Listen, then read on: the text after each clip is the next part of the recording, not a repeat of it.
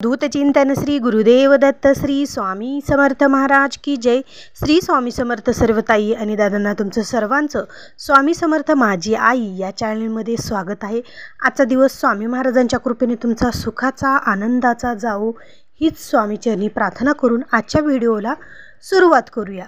तर बघा, आपण गुरुपौर्णिमेनिमित्त बऱ्याच साऱ्या सेवा असंख्य प्रमाणात सेवा पाहिलेल्या आहेत। तर कोणती सेवा करावी, किती दिवसाची करावी, एवढ्या दिवसात किती सेवा करावी हे सर्व काही बघितलेलं आहे। मग आता सर्व सेवा झाल्या तर आता मेन म्हणजे सेवा येत आहे, तर तो म्हणजेच गुरुचरित्र सप्ताह सोहळा। तर बघा, आता 7 दिवसाचं गुरुचरित्र पारायण बऱ्याच ताई करणार आहेत, बरेच दादा करणार आहेत। पण गुरुचरित्र पारायण हे 4 जुलै ते 10 जुलै या दरम्यानच आपल्याला गुरुचरित्र पारायण करायचं आहे। पण बऱ्याच ताईंच्या किंवा बऱ्याच जणांच्या मनात असा विचार येतो की गुरुचरित्र पारायण महिलांना केलं तर चालतं का, असे प्रश्न बऱ्याच जणांना आजही विचार येतात त्यांच्या मनामध्ये। मग त्यांच्यासाठी मी आज थोडीशी गुरुचरित्राबद्दल माहिती सांगणार आहे। तर तुम्ही जर चॅनेलला नवीन असाल तर आपल्या चॅनेलला सबस्क्राईब करा, लाईक करा आणि इतर लोकांपर्यंत, इतर ताई दादांपर्यंत शेअर करायला विसरू नका। तर बघा, आता गुरुचरित्र पारायण महिलांनी करावं की नाही असं बऱ्याच जणांच्या मनामध्ये, म्हणजे गुरुचरित्र पारायण महिलांनी वाचावं का नाही हे प्रश्न प्रत्येक जणांच्या मनात येत असत। आता बघा, गुरु वेद ज्ञानी वासुदेव म्हणजेच टेंबे स्वामींनी महिलांनी गुरुचरित्र वाचू नये असं म्हटलेलं आहे। तर बघा, का वाचू नये, कशामुळे म्हटलेलं आहे किंवा महिलांनी गुरुचरित्र पारायण करू नये। तर बघा, 4 वेदमधील जे तंत्र आहेत तर ते तंत्र समान उष्ण ऊर्जा वाहते आणि त्याच्यामुळे त्याच्यातून जी काही उष्णता येते, उष्ण ऊर्जा येते, त्याच्यामुळे बऱ्याच महिलांना त्रास होतो आणि त्याच्यामुळे त्यांच्या नंतर गर्भधारणेला अडथळे निर्माण होतात। तर त्याच्यामुळे महिलांनी गुरुचरित्र पारायण वाचू नये असं टेंबे स्वामींनी म्हटलेलं आहे।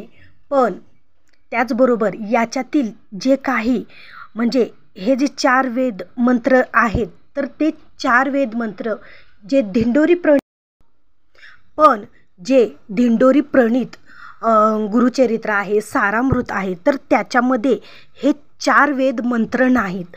तर ते 4 वेद मंत्र जे ग्रंथ आहेत तर त्यामध्ये असे कोणतेच मंत्र नाहीत। त्याच्यामुळे प्रत्येक महिला हे ग्रंथ, हे गुरुचरित्र पारायण करू शकतात। दिंडोरी प्रणीत मधील गुरुचरित्र पारायण महिला करू शकतात। याच्यामध्ये ते 4 वेद मंत्र नाही, त्याच्यामुळे महिलांना काहीही त्रास होऊ शकत नाही आणि महिला गुरुचरित्र पारायण करू शकतात।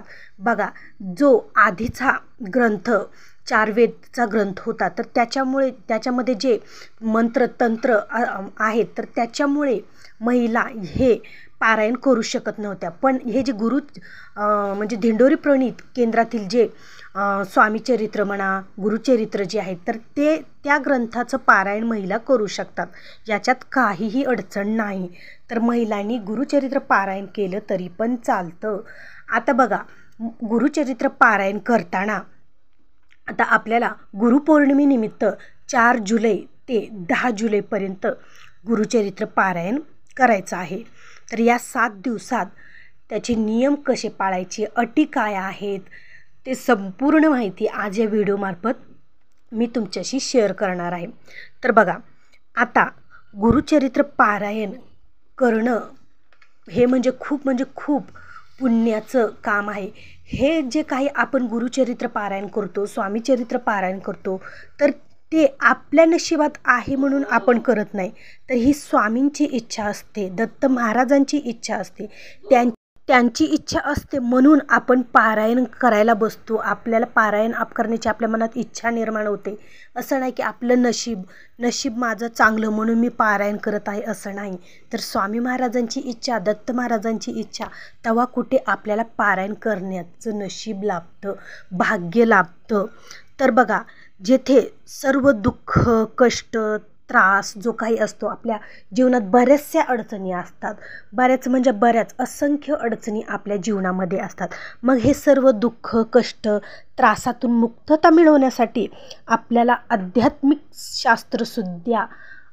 शास्त्राची सुद्धा माहिती असायला हवी. आध्यात्मिक शास्त्रसुद्धा आपण वाचलं पाहिजे.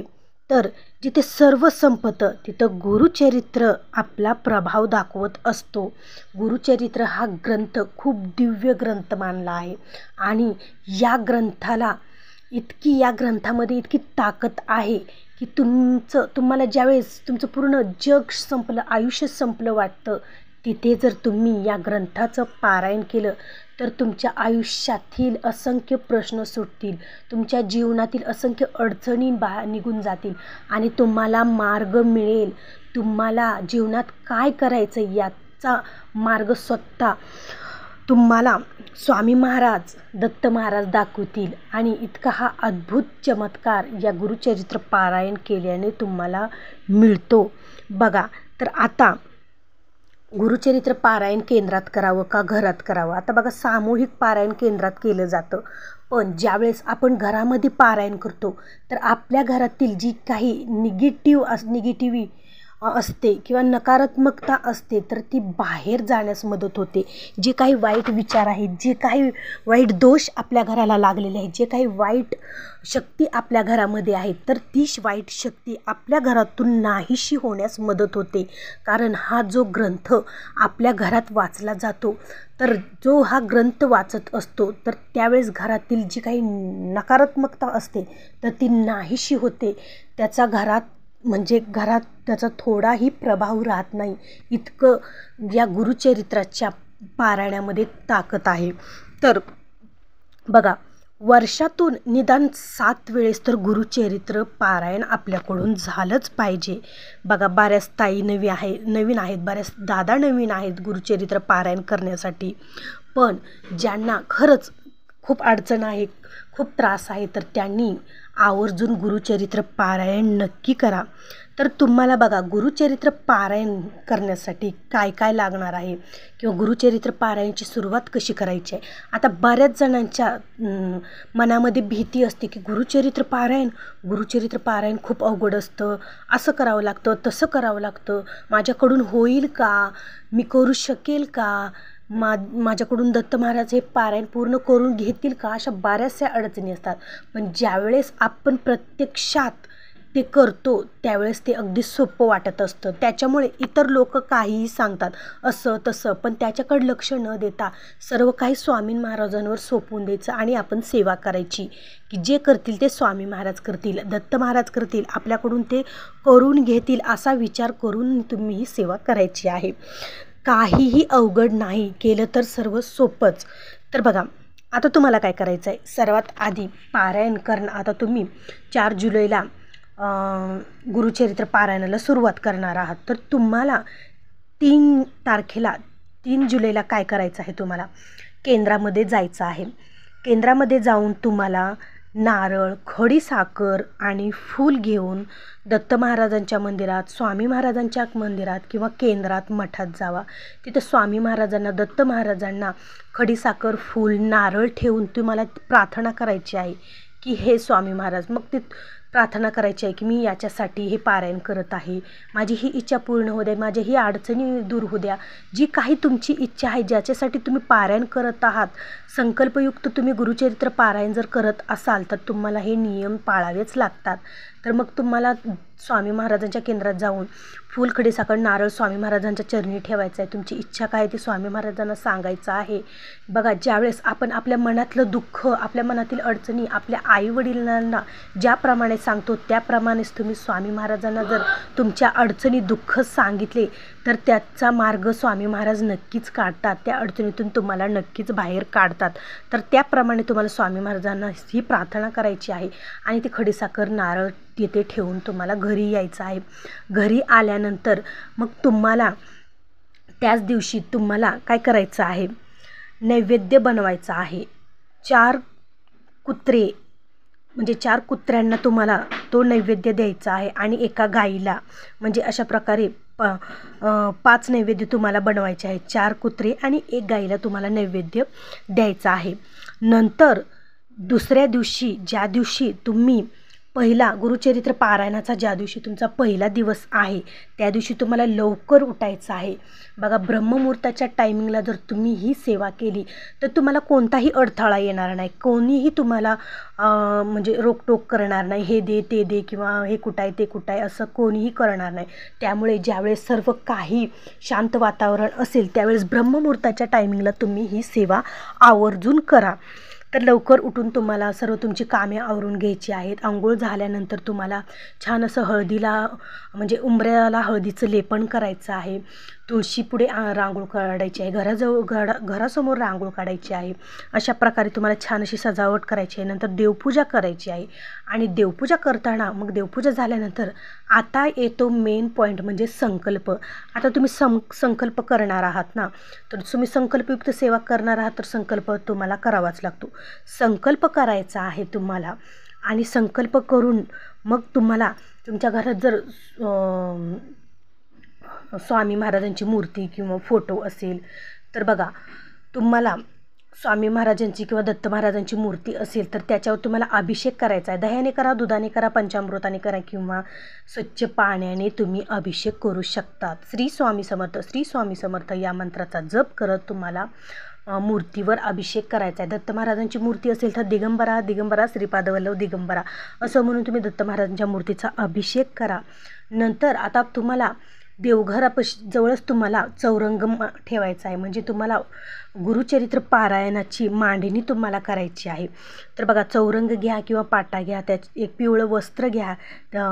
त्याच्या चौरंगाखाली तुम्हाला कुंकाने स्वास्तिक काढायचे आहे. त्याच्यावर चौरंग ठेवा. नंतर त्याच्यावर पिवळ्या रंगाचं वस्त्र अंथरा. त्याच्यावर थोडंसं तांदूळ घ्या. नंतर कळस तांब्या घ्या, नारळ घ्या. आणि तुम्हाला काय करायचं आहे, दत्त महाराजांचा फोटो असेल, स्वामी महाराजांचा फोटो असेल, चौरंगावर फोटो ठेवा. छान असा फोटो असेल तर तुम्ही त्याला गुलाबजलने पुसून घ्या फोटोला स्वच्छ आणि अष्टगंध लावा, अत्तर लावा. स्वामी महाराजांची मूर्ती असेल तर तुम्ही अष्टगंध अत्तर लावून छान अशी फुलं असेल तर हार असेल तर फुलांनी सजावट करा. नंतर एक छोटासा पेला झाकण ठेवून एक छोटासा पेला ठेवा. घंटी असेल तर घंटी ठेवा. शंख असेल तर शंख ठेवा. पूजा मांडणी असेल तर, नसेल तर काही हरकत नाही. आणि नंतर कळस तांब्या ठेवायचा आहे तुम्हाला. नारळ आणि पानं लावून कळसामध्ये पाणी, थोड्या अक्षदा आणि पैसे टाकून, सुपारी टाकून तुम्हाला कळसाची पूजा करून कळस नारळ ठेवायचा आहे. अशा प्रकारे तुम्हाला पूजा मांडणी करायची आहे. आणि स्वामी महाराजांकडे जे काही फळं असतील ते फळ ठेवा.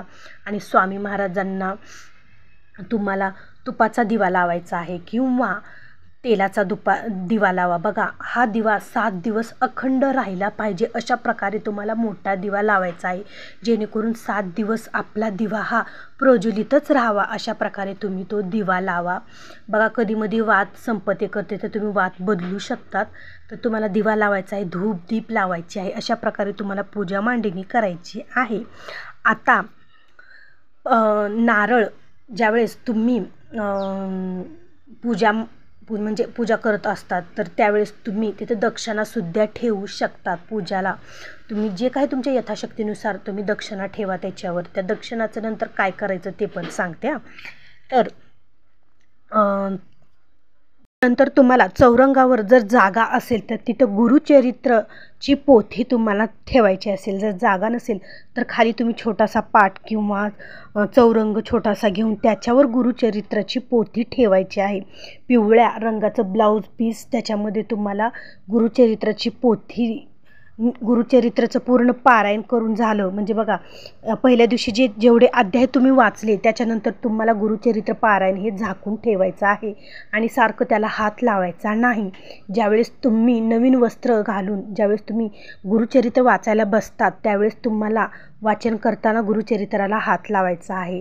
आणि नंतर वाचायचं झाल्यानंतर तुम्हाला गुरुचरित्र पोथी झाकून ठेवायची आहे. आणि तो ग्रंथ 7 दिवस तुम्हाला हलवायचा नाही. एका जाग्यातच तुम्हाला तो ग्रंथ ठेवायचा आहे. आणि नंतर मग तुम्हाला त्या चौरंगाच्या साईडला एक चटई ठेवायची आहे. तर ती चटई का? तर आपण ज्यावेळेस गुरुचरित्र पारायण वाचत असतो, गुरुचरित्रची पोथी वाचत असतो, त्यावेळेस प्रत्यक्ष दत्त महाराज आपली ती पोथी ऐकत असतात. दत्त महाराज आपल्यासोबत असतात. प्रत्यक्ष दत्त महाराज आपल्याला आशीर्वाद देण्यासाठी येत असतात. तर त्याच्यामुळे दत्त महाराजांसाठी तुम्ही आसन टाकून ठेवायचं आहे. तर ही झाली पूजा मांडणी सर्व काही. आता पूजा मांडणी झाल्यानंतर मग तुम्हाला आता नियम काय, अटी काय, तर बघा, ही पूजा मांडणी झाल्यानंतर किंवा तुम्ही या पारायणाला सुरुवात करताना तुम्हाला या नियम अटीचं पालन हे करायलाच पाहिजे. तुम्ही कडकडीत मांसाहार वर्ज्य करायचा आहे. 7 दिवस तुम्हाला कसलाच मांसाहार करायचा नाही. ब्रह्मचर्याचं कडकडीत पालन करायचं आहे. परअन्न तुम्हाला खायचं नाही. परअन्न जर तुम्ही खाल्लं तर तुम्हाला बाहेरील दोष लागतात आणि त्याच्यामुळे तुमची सेवा फळाला येत नाही. त्याच्यामुळे हे कडकडीत नियम तुम्हाला पाळायचे आहेत. त्याचबरोबर द्विदल धान्य खायचं नाही. कडधान्य तुम्हाला खायचं नाही. त्याचबरोबर पहिल्या दिवशी जर तुम्ही भाकरी खाली तर 7ही दिवशी तुम्हाला भाकरी खायची आहे. पहिल्या दिवशी चपाती खाली तर 7ही दिवस तुम्हाला चपातीच खायची आहे. त्याचबरोबर तुम्हाला कांदा लसूण विरहित भाज्या खायच्या आहेत. बघा, भाज्यामध्ये तुम्हाला कांद्याचा, लसणाचा या तामसी पदार्थाचा अजिबात वापर तुम्हाला भाज्यामध्ये करायचा नाही. त्याचबरोबर काळं तिखटही तुम्हाला याचा सुद्धा वापर तुम्हाला भाज्यामध्ये करायचा नाही. मग तुम्ही पहिल्या दिवशी भाकर खाली तर 7 दिवस तुम्हाला भाकर खायची आहे. मग पालेभाज्या तुम्ही कोणत्याही खाऊ शकतात. पालक खावा किंवा बटाट्याची भाजी खावा किंवा दही दूध खावा तुम्ही 7 दिवसात. ह्या बरेच असे प्रकाराच्या भाज्या आहेत की आपण या 7 दिवसात खाऊ शकतो. तर हे सुद्धा तुम्ही खाऊ शकतात, पण तुम्हाला भात खायचा नाही. त्याचबरोबर आता हे झालं खाण्याच्या अटी नियम. त्याचबरोबर तुम्हाला सेपरेट स्वतःचं म्हणजे अंथरूण घ्यायचं आहे. तुम्हाला कॉटवर, बेडवर, सोफ्यावर अजिबात या 7 दिवसात झोपायचं नाही. बघा, ज्याप्रमाणे साधू संत ज्याप्रमाणे आपले बाजूला एका आपापले स्वतः आसन टाकून बसायचे किंवा बाजूला ज्याप्रमाणे ते संन्यासी लोक ज्याप्रमाणे राहत होते, तर त्याप्रमाणे आपल्याला 7 दिवस एवढं कडकडीत नियम असे पाळायचे आहेत. त्याप्रमाणेच आपल्याला ही सेवा या 7 दिवसात करायची आहे. तर आपापलं सेपरेट तुम्हाला अंथरूण घ्यायचं आहे. ते अंथरूण स्वच्छ धुतलेलं असावं. ही गुरुचरित्र पारायणची सेवा करण्याच्या आधी तुम्हाला सर्व काही घराची स्वच्छता करायची आहे. सर्व काही घर तुम्हाला निर्मळ स्वच्छ करायचं आहे. धुवून पुसून घ्या. जाळ्या जळमटं सर्व काही घरातलं काढून घ्या. मगच तुम्ही या ग्रंथाचं पारायण तुमच्या घरामध्ये करा. जेणेकरून घरातील जी काही नकारात्मकता आहे तर ती आपणही बाहेर काढायची आहे. नंतर राहिलेली या गुरुचरित्र पारायणाने सगळी निगेटिव्हिटी आपल्या घरातून बाहेर जात असतेच. तर मग आता हे सर्व काही मांडणी सर्व काही झालं, तर आता पारायणाला सुरुवात करायची आहे तुम्हाला. तर बघा, आता पारायणाला सुरुवात करताना तुम्हाला सर्वात आधी काय करायचं आहे, तर तुपाचा दिवा लावा, तेलाचा लावा, धूप दीप लावा आणि जी काही फुलं जी काही आहेत ते सर्व काही तुम्ही छान अशी सजावट करून घ्या. आणि नंतर मग तुम्हाला सर्वात आधी 1 माळ श्री स्वामी समर्थ या मंत्राची करायची आहे. नंतर 1 माळ गायत्री मंत्राची करायची आहे. 1 वेळेस अथर्व शीर्ष म्हणायचं आहे. असं तुम्हाला ही सेवा झाल्यानंतर मग तुम्हाला गुरुचरित्र पोथीतील पहिल्या दिवशी 1 ते 9 अध्याय तुम्हाला वाचायचे आहेत. बघा, पहिल्या दिवशी 1 ते 9 अध्याय आहेत. दुसऱ्या दिवशी 10 ते 21 अध्याय आहेत. तिसऱ्या दिवशी 22 ते 29 अध्याय आहेत. चौथ्या दिवशी 30 ते 35 अध्याय आहेत. 5व्या दिवशी 36 ते 38 अध्याय आहेत. आणि 6व्या दिवशी 39 ते 43 अध्याय आहेत. आणि 7व्या दिवशी 44 ते 53 अध्याय आहेत. असं 53 अध्यायाचं हे गुरुचरित्र आहे. तर हे गुरुचरित्र दररोज हे अध्याय तुम्हाला अशा प्रकारे तुम्हाला वाचायचे आहेत. आणि मग 7व्या दिवशी गुरुचरित्र पारायणाची तुम्हाला सांगता करायची आहे. बघा, आता तुम्हाला गुरुचरित्र पारायण वाचायचं झालं की तुम्हाला आरती करायची आहे, नैवेद्य दाखवायचं आहे. बघा, नैवेद्याचं ताट घ्यायचं, त्याच्यावर तुळशीपत्र ठेवायचं आहे. जे काही तुम्ही कांदा लसूण विरहित जे पदार्थ बनवलेले आहेत तोच नैवेद्य तुम्हाला चरित्र ग्रंथाला स्वामी महाराजांना दाखवायचं आहे. खाली पाण्याने भरीव मंडल काढायचं आहे, तुळशीपत्र घ्यायचं आहे आणि तुम्हाला ओम प्राणाय स्वाहा, ओम व्यानाय स्वाहा, ओम समानाय स्वाहा, ओम उदानाय स्वाहा, ओम अपनाय स्वाहा असं म्हणून, ओम ब्रह्माण्य अमृतत्वाय स्वाहा असं म्हणून तुम्हाला तो नैवेद्य समर्पयामी असं म्हणून तुम्हाला तुळशीपत्राने नैवेद्य दाखवायचा आहे. असं तुम्हाला दररोज 7 दिवसही जो काही तुम्ही सकाळ संध्याकाळी जो काही नैवेद्य बनवत आहात तो नैवेद्य तुम्हाला दाखवायचा आहे, आरती करायची आहे. अशा प्रकारे हे अध्याय वाचून झाल्यानंतर मग 7व्या दिवशी तुम्हाला गुरुचरित्र पारायणाची सांगता करायची आहे. बघा, मग हे सांगता करताना तुम्हाला काय करायचं आहे तर 4 नैवेद्य बनवायचे आहेत. बघा, तुम्ही पुरणाचा स्वयंपाक बनवायचा आहे, जो काही तुमच्याकडून होईल तो स्वयंपाक बनवायचा आहे. तुम्हाला शक्यतो पुरणपोळीचा तुम्हाला स्वयंपाक ह्या दिवशी बनवायचा आहे. 4 नैवेद्याचे ताट तुम्हाला करायचे आहेत. एक आपल्या देवीला, एक ग्रंथाला, एक स्वामींना म्हणजे दत्त महाराजांना आणि एक गाईला, असे 4 तुम्हाला नैवेद्य बनवायचे आहेत. आणि ते 4ही नैवेद्य तुम्हाला पूजेसमोर ठेवायचे आहेत. आणि मग तुम्ही तो नैवेद्य दाखवून छान अशी आरती करायची आहे. सर्वात आधी तुम्हाला गणपतीची आरती, नंतर स्वामी महाराजांची आरती, नंतर दत्त महाराजांची आरती आणि नंतर कुलदैवतीची आरती, अशा 4 आरत्या करायच्या आहेत. नंतर नैवेद्य दाखवायचा आहे तुम्हाला. आणि मग तुम्ही जमलंच तर एक जोडपं जेवू घाला.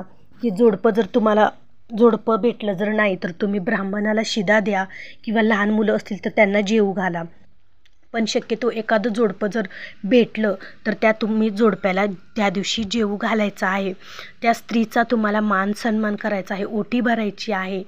तर त्या दोन्हीही जोडप्याचा तुम्हाला मान सन्मान त्या दिवशी करायचा आहे. ब्राह्मण जर तुम्हाला भेटले तर ब्राह्मणाला शिदा तुम्हाला द्यायचा आहे.